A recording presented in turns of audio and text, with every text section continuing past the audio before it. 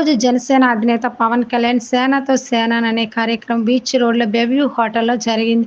ఇందులో భాగంగా వికలాంగులు తమ గోడు వెళ్లబుచ్చుకోవడానికి వెళ్ళినప్పుడు తమకు లోనకు అనుమతించకపోవడం జరిగింది. తమకు జీవనోపాధి లేకుండా, ఎటువంటి ఉద్యోగాల సదుపాయం లేకుండా, అలాగే ప్రభుత్వం నుంచి వచ్చే పెన్షన్ కూడా లేకుండా చేసిన ప్రభుత్వం నిలదీయాలని డిప్యూటీ సీఎం పవన్ కళ్యాణ్ కలవడానికి వెళ్లినా తమకు నిరాశ మిగిలిందని తమ ఆవేదన వ్యక్తం చేశారు వికలాంగులు.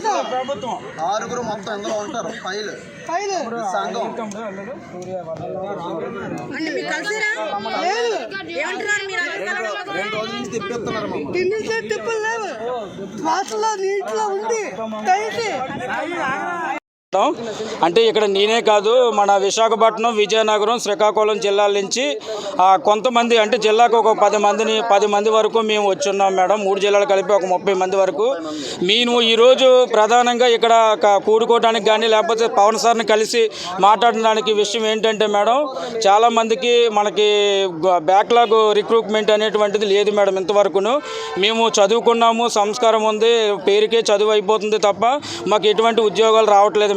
ఒకటి. రెండోది ఏంటంటే మాకు చెప్పాలంటే ఇక్కడ స్త్రీలకు శ్రీశక్తి అనేటువంటి పథకాన్ని ముఖ్యమంత్రి గారు అమలు చేశారు. అందులో ఏంటంటే అదే దివ్యాంగులైనటువంటి స్త్రీలకు కూడా అది వర్తిస్తున్నటువంటి సందర్భంలో మరి దివ్యాంగులైనటువంటి పురుషులకు కూడా మేము వర్తింప చేయమని అడుగుతున్నాము. అంతమాత్రమే కాదు, గత ప్రభుత్వంలో మరి 10 రూపాయలు మెట్రో టికెట్ని కూడా మాకు లేకుండా చేశారు. ఈ ప్రభుత్వంలో మరి కూటమి ప్రభుత్వం వచ్చింది, మాకు న్యాయం జరుగుతుంది అన్ని విధాలుగా. మేము కొంతమందికి పెన్షన్స్ కూడా రావట్లేదు మేడం.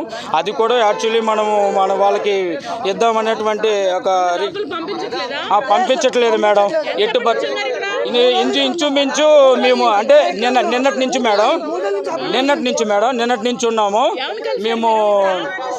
వాళ్ళు సదనం వాళ్ళకి సంబంధించి సెక్యూరిటీలు వీళ్ళు కలిపిస్తామని అంటున్నారు. ఆయన వచ్చిన తర్వాత మాత్రం మమ్మల్ని వెనక్కి నెట్టేస్తున్నారు మేడం.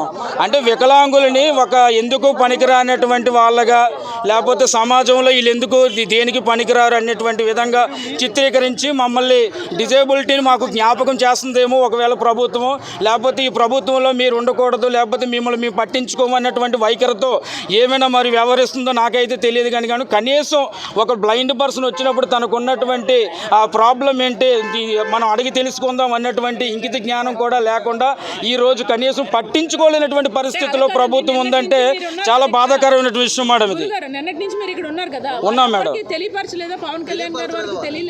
ఎవరికి వాళ్ళైతే చెప్పట్లేదు మేడం. అసలు ఏంటంటే వాళ్ళ పని మా పని మేము చేసుకోవడం తప్ప మీలాంటి వాళ్ళు రాకూడదు, ఇక్కడ మాకు భంగం కలిగించకూడదు, మీరు ఉండకూడదు, మీరుంటే మా ఉద్యోగాలు పోతాయి అన్నటువంటి భయపడుతూ ఉద్యోగం చేస్తున్నారా మేడం? వీళ్ళు ఒక బాధ్యతతో ఉద్యోగం చేస్తున్నారా అని చెప్పేసి నేను వీళ్ళు ప్రశ్నిస్తున్నాను మేడం మీడియా పరిముఖంగా.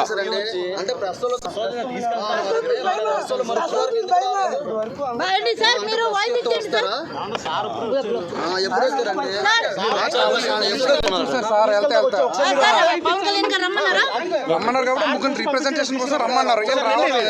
ఇప్పుడు చూసారు మేడం, సార్ వెళ్తే ఇప్పుడే కదా వచ్చారు మేడం.